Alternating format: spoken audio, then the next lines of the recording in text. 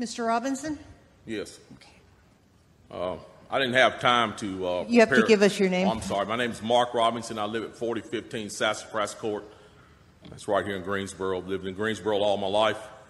I didn't have time to write a fancy speech. I didn't have time to, I didn't have the resource of an English teacher to sit down and write a speech with at school today and be, brought over here or practice or anything. What I really came down here for is this.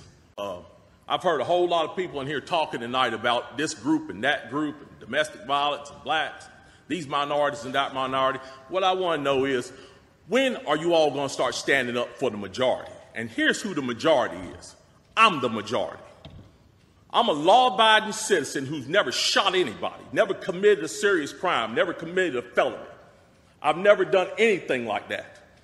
But it seems like every time we have one of these shootings, nobody wants to put the blame where it goes, which is at the shooter's feet. You want to put it at my feet. You want to turn around and restrict my right, constitutional right that's spelled out in black and white. You want to restrict my right to buy a firearm and protect myself from some of the very people you're talking about in here tonight. It's ridiculous. I don't think Rod Serling could come up with a better script.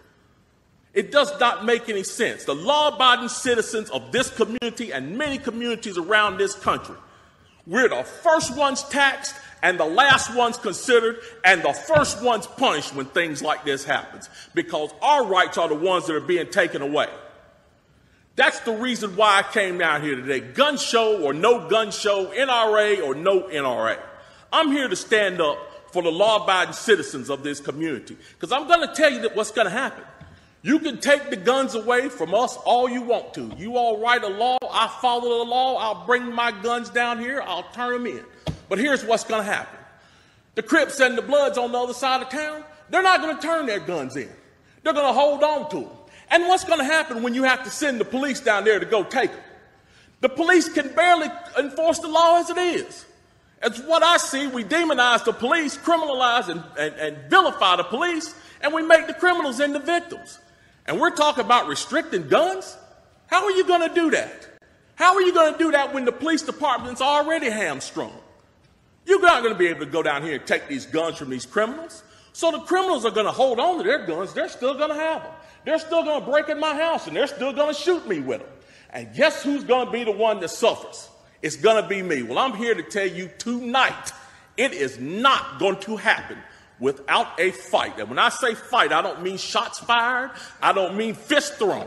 I mean I'm going to come down here to this city council and raise hell just like these loonies from the left do until you listen to the majority of the people in this city. And I am the majority.